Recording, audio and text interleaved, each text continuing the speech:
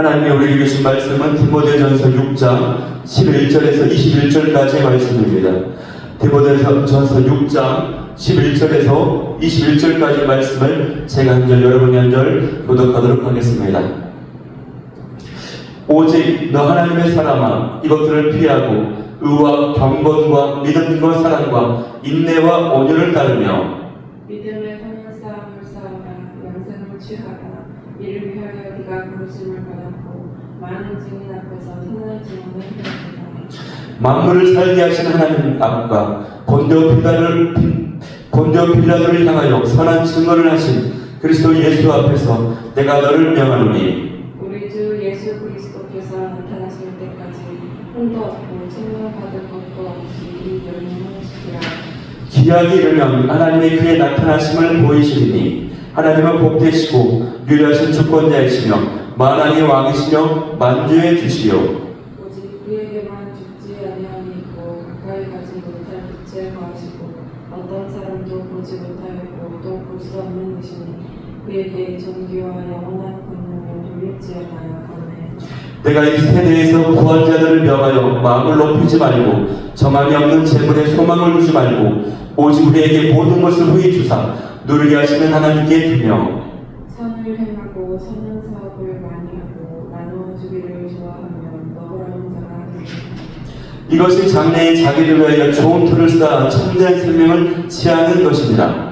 디모데야, 망령되고 헛된 말과 거짓된 지식의 반론을 피함으로 내게 부탁할 것을 지키라. 함께 읽겠습니다. 이것을 따르는 사람들이 있어 믿음에서 벗어났느니라. 은혜가 너희와 함께 있을지어다. 아멘. 할렐루야. 오늘 저는 그리스도인의 신앙권과 재물관이라는 제목으로 말씀을 나누도록 하겠습니다. 오늘 본문은 디모데전서의 마지막 말씀입니다. 어제 재물에 대한 경고를 마친 후에 이제 디모데에게 개인적으로 도전과 격려의 말씀을 하고 있습니다. 마지막 말씀인 만큼 사도 바울의 심정이 느껴지도록 아마 꾹꾹 눌러서 사도 바울의 기록을 했을 거라는 생각이 들어집니다. 그래서 오늘 11절 첫 구절에서 오직 너 하나님의 사람아 라고 하면서 디모데를 부르고 있습니다. 하나님의 사람아 라고 부르는 이 호칭은요, 사도 바울의 서신서에서 굉장히 드문 호칭입니다. 사명을 맡은 자로 소명과 책임을 강조하는 말이에요. 더욱이 하나님의 사람아 라고 이 표현은 구약 성경에서 주로 어떤 사람에게 호칭을 썼냐면 모세, 다윗, 선지자들과 같은 하나님의 특별한 능력을, 특별한 종들을 가리킬 때 사용했던 말입니다. 이것은 디모데가 더 이상 세상이 아니라 하나님께 속한 자로서 그리스도의 몸, 교회를 위해 살아가는 자라는 선포인 것이에요. 성경에는 하나님께서 직접 그 이름을 지어주시거나 바꿔주셔서 그 이름의 뜻대로 삶을 살아가는 사람들이 많이 있습니다. 아브라함이 그렇고 베드로가 그렇고 바울이 그렇습니다. 하나님이 주신 새 이름으로 완전히 다른 삶을 살았습니다. 바울은 영적 아들 디모데를 하나님의 사람이라는 호칭으로 부르면서 세상과 구별된 정체성을 가지고 살게 합니다. 앞서서 우리가 어제 엊그제 나눴던 이 거짓 교사들, 이단들과 아주 대조되는 지극히 영광스러운 호칭으로 부르고 있는 것이에요. 그러나 이런 존귀한 호칭은 비단 목회자에게만 주어지는 호칭이 아닙니다. 예수님을 구주로 믿는 모든 그리스도인에게 주어지는 호칭입니다. 그러므로 예수님도 우리를 이렇게 부르십니다. 너 하나님의 사람 누구야? 너 하나님의 사람 영효나, 너 하나님의 사람 경이나, 이렇게 부른다라고 하는 것이에요. 나는 하늘에 속한 하나님의 사람임을 명심하고 그 정체성을 절대 잊지 않고 오늘도 살아가는 은혜가 저와 여러분 가운데 있기를 간절히 소망합니다. 이것이 오늘 이 말씀 앞에서 저와 여러분 함께 기도하기를 원하는 첫 번째 기도 제목입니다. 주님, 내가 하나님의 부르심 받은 사명자라는 정체성을 잊지 않고 살아가게 하여 주옵소서. 사도 바울은 디모데에게 앞서 피할 것은 피하고 따를 것은 따르라고 말합니다. 디모데에게 피해야 할 것은 무엇이 있었습니까? 앞서 말한 것들을 피하라는 것입니다. 그것은 두 가지로 요약이 될 수 있는데, 첫 번째는 돈을 하나님보다 더 사랑하는 것, 이것이고, 다른 하나는 거짓 교사들의 모습을 피하라고 하는 것입니다. 그리고 반대로 따라야 될 것이 있는데 6가지 동목을 제시하고 있어요. 의와 경건과 믿음과 사랑과 인내와 온유입니다. 의는 여러분 무엇입니까? 하나님 앞에서의 올바름을 의미합니다. 경건은 하나님을 향한 바른 태도와 행동을 의미하죠. 믿음은 하나님에 대한 확실한 신뢰를 의미합니다. 사랑은 섬기고 베풀고 이타적인 헌신을 의미하고, 인내는 고난을 견디는 능력입니다. 마지막으로 온유는 온화함과 겸손함을 의미해요. 그런데 어리석은 사람은 피해야 될 때는 따라가고 따라가야 될 때는 피하는 경향이 있습니다. 우리는 이것을 피할 것인지 아니면 따라갈 것인지 그것을 잘 구별할 수 있는 지혜가 저와 여러분 가운데 있기를 간절히 소망합니다. 또 그렇게 우리가 분별하는 대로 행동할 수 있는 능력과 의지를 지니는 저와 여러분이 받을 수 있기를 소망합니다. 오늘 12절 말씀에서는요, 믿음의 선한 싸움을 싸우라고 새로운 명령이 주어지고 있습니다. 여러분, 싸우다라고 하는 뜻은 어떨 때 쓰는 말입니까? 경기장에서나 전쟁터에서 쓰는 단어예요. 그만큼 싸우다라고 하는 것은 처절하고 치열한 것을 의미합니다. 사도 바울은 이 싸우다라고 하는 표현을요, 서신서에서 아주 자주 사용하고 있습니다. 그만큼 사도 바울의 삶과 그 사역의 현장은 그렇게 녹록지가 않았어요. 치열하지 않으면, 처절하지 않으면 통과할 수 없는 것이었고, 디모데가 처한 복음과 목회의 현장이 영적 싸움의 현장, 치열하지 않고 처절하지 않으면 견딜 수 없는 현장이었다라고 하는 것을 가르쳐주고 있는 말씀인 것입니다. 여러분, 그런데 싸움에는 목적이 있죠. 왜 싸움을 할까요? 무엇을 위한 싸움입니까? 그것은 바로 영생을 취하는 싸움입니다. 싸움의 목적은 영혼의 구원, 영혼의 생명이에요. 그래서 사도 바울이 디모데에게 12절에 믿음의 선한 싸움을 싸우라, 영생을 취하라, 이렇게 이해하고 있어요. 영생을 취하라는 것입니다. 디모데는 먼저 자신이 이미 소유한 이 영생에 대해서 확신을 강하게 붙잡고 목양에 전념해야 했으며, 또한 영혼들이 그 영생을 얻도록 하는 것이 그의 부르심이고 사명이었습니다. 디모데가 많은 증인들 앞에서 그렇게 서약을 했고, 그것이 선한 증언이라고 사도 바울이 설명합니다. 아, 디모데가 많은 사람들 앞에 증언을 했구나, 서약을 했구나, 이 사실을 알 수 있어요. 그러면 디모데가 언제 그렇게 했을까요? 그것은 바로 예수님을 영접한 순간, 세례를 받은 순간, 공개적으로 많은 사람들 앞에서 서약하고 고백했다라고 하는 것입니다. 목회로 부름받을 때, 에베소 교회 담임 목사로 임직 받을 때 서약을 한 것이 아니에요. 예수님을 영접한 순간, 공개적으로 세례를 받은 순간 이 서약을 사람들 앞에 했다라고 하는 것입니다. 무슨 얘기입니까? 우리도 마찬가지라고 하는 거예요. 우리도 예수님을 믿는 순간 우리는 자동으로 부르심과 사명에 있는 삶이 되었고, 그 순간 영적 전쟁터의 현장에 놓여지게 된다는 것입니다. 우리는 예수님을 믿는 순간 우리가 의도하든 의도하지 않든 영적 전장에 놓여지게 됩니다. 무엇 때문에? 영생 때문입니다. 영혼의 구원 때문입니다. 전쟁터에 나간 군사에게 필요한 것은 담대함과 용기예요.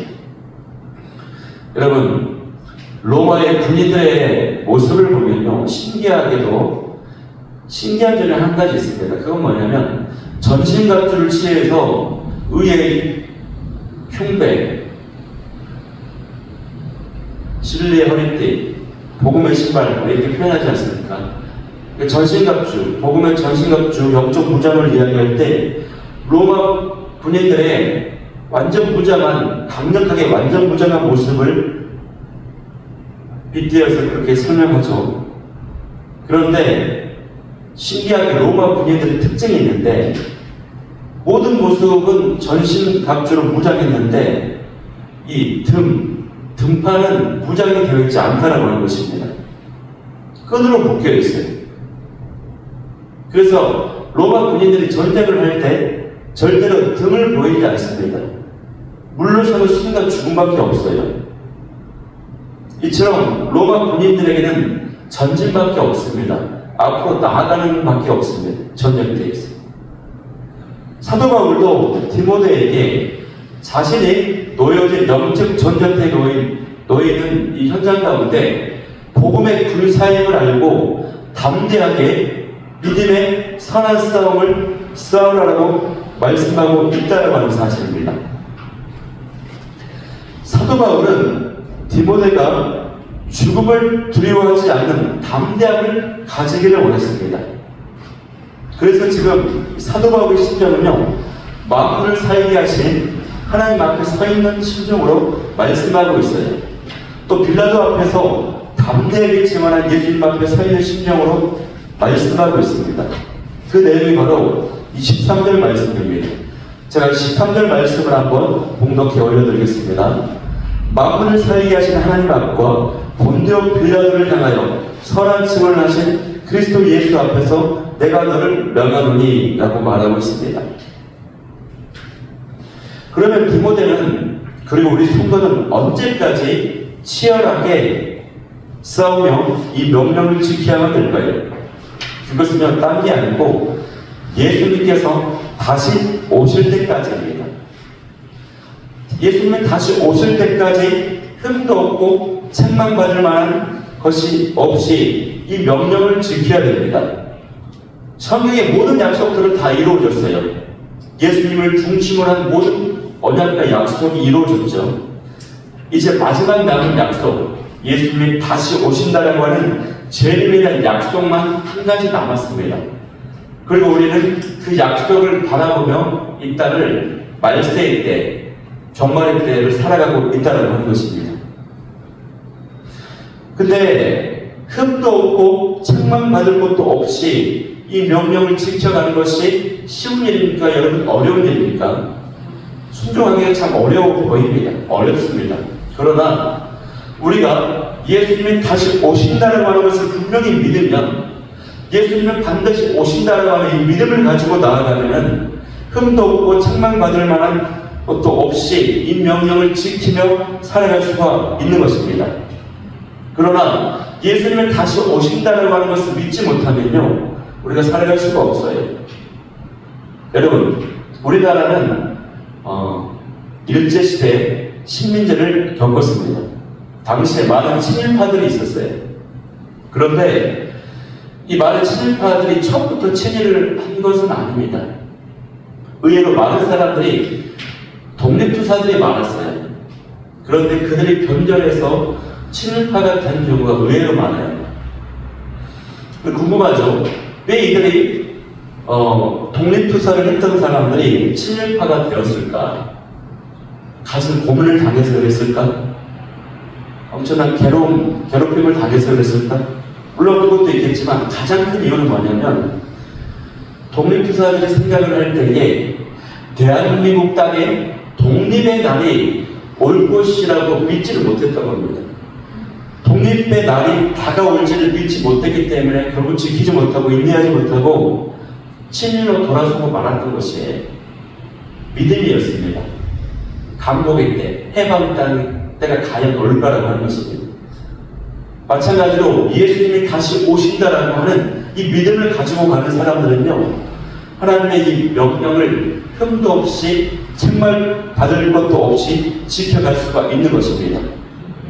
이 은혜가 저 여러분 가운데 이 믿음이 확실한 믿음, 확고한 믿음, 재림에 대한 믿음이 넘쳐날 수 있기를 간절히 소망합니다.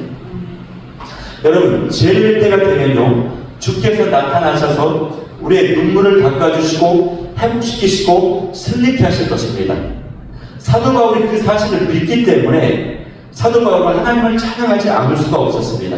우리 다 같이 15절과 16절 말씀을 한번 읽어보도록 하겠습니다. 시작. 기약이 이르면 하나님의 귀에 나타나심을 보이시리니 하나님은 복되시고 유일한 주권자이시며 만왕의 왕이시며 만유의 주시요 오직 그에게만 죽지 아니함에 있고 가까이 가지 못할 빛에 거하시고 어떤 사람도 보지 못하였고 또 볼 수 없나니 이시니 그에게 전기와 영원의 권능을 돌릴지어다. 아멘. 할렐루야.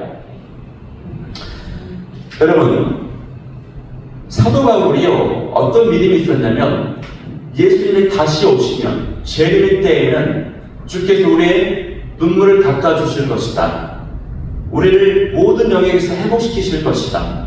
우리를 승리케 하실 것이다 라고 하는 믿음이 있었습니다. 이 믿음을 가지고 이 마지막 순간에 마지막 본면을 디모데에게 그 심정을 꼭 담아, 깊은 심정을 담아서 꾹꾹 눌러서 이 이야기를 하고 있어요. 그런데 그렇게 본면을 하다 보니까 바울이 그 사실 앞에서 그 사실을 믿기 때문에 하나님을 찬양하지 않을 수가 없었어요. 그래서 11절부터 마지막 개인적 본면을 하다가 15절, 16절에 갑자기 찬양하는 시, 이 두 구절은 하나님을 찬양하는 찬양시거든요. 경배하는 경배시예요. 사도 바울이 그 스스로의 감동에 사무쳐서 갑자기 찬양이 터져나오고 있는 것입니다. 저도요, 설교를 준비하다 보면 설교 원고를 막 쓸 때에 어떤 순간에 갑자기 눈물이 막 나서 울컥거릴 때가 있어요. 막 말씀을 준비하다가 이 대목, 이 말씀이 너무 감동적이고 은혜가 돼요. 눈물이 순간 코끝이 찡해지고 울컥거릴 때가 막 있습니다. 감격이 가득 차서 막 터져 나오는 것입니다, 여러분. 그래서 디모데에게 마지막 깊은 심정으로 믿음의 선한 싸움을 싸우라, 담대하라, 명령을 지키라, 재림의 때까지 우리가 승리한다, 이 고백을 하면서 감정이 터져 나오는데요. 설교를 준비할 때는 막 눈물이 막 터져 나오는데 막상 설교할 때는 눈물이 안 나는 때가 많이 있습니다. 네. 농담 하나 했습니다.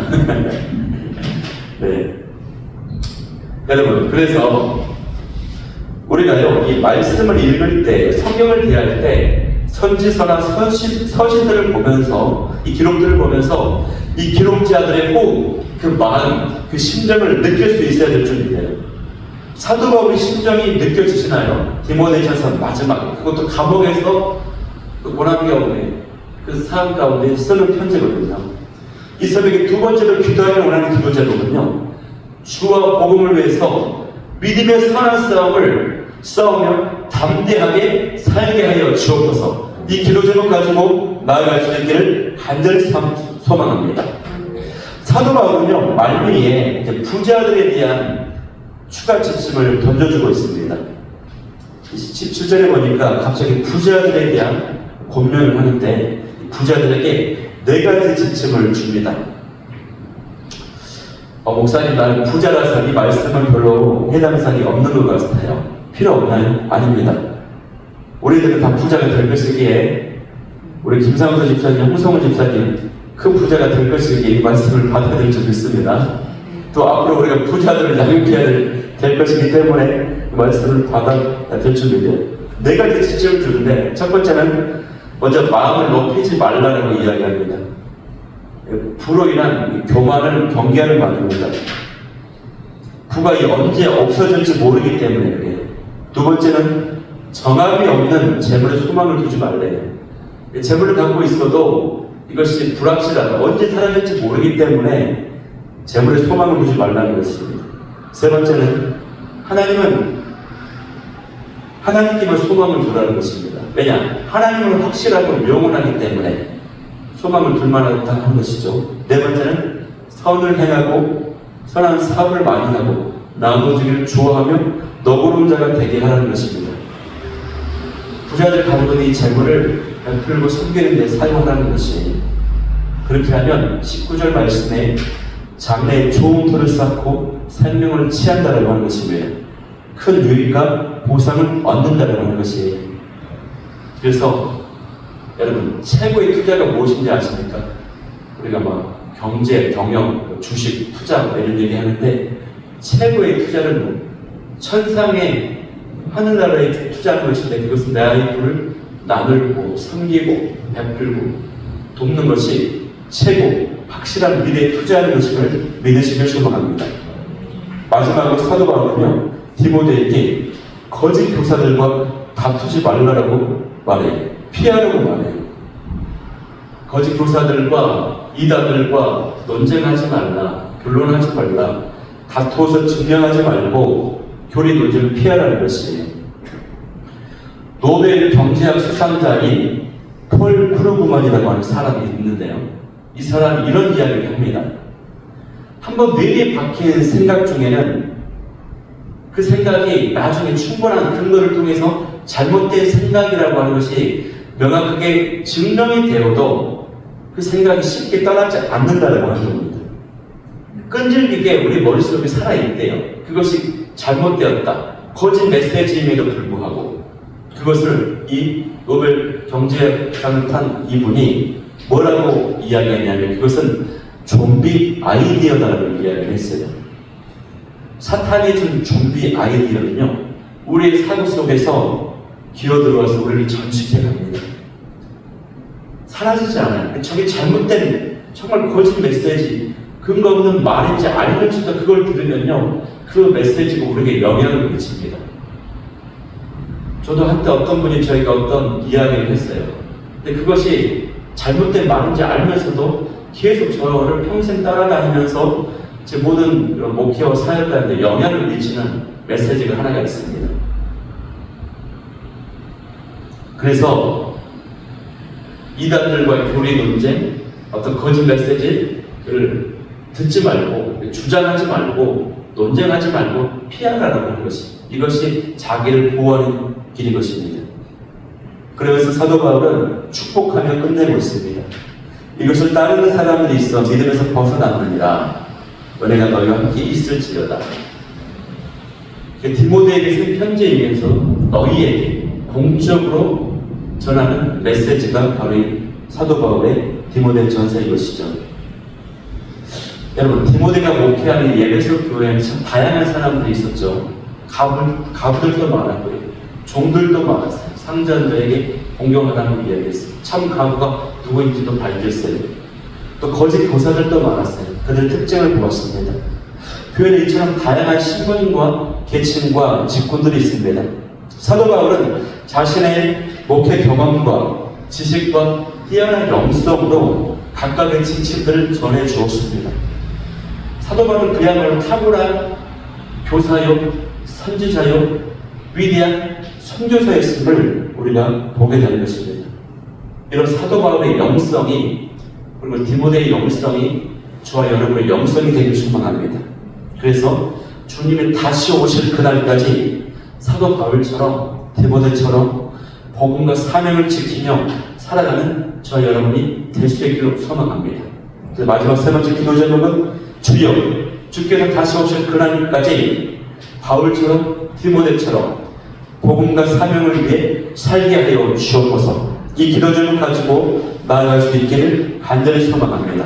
자, 우리 기도 제목 세 가지. 첫 번째, 내가 하나님의 부르심받은 사명자라고 하는 정체성을 잊지 않게 하여 주옵소서. 두 번째는 주와 복음을 위해 믿음의 선한 싸움을 싸우며 담대하게 살게 하여 주옵소서. 세 번째는 주님 다시 오실 그날까지 복음과 사명을 지키며 살아가게 하여 주옵소서. 이 기도 제목 가지고 우리 나아가도록 하겠습니다. 이 땅에 우리 주밖에 없는 찬양하며 나아가도록 하겠습니다.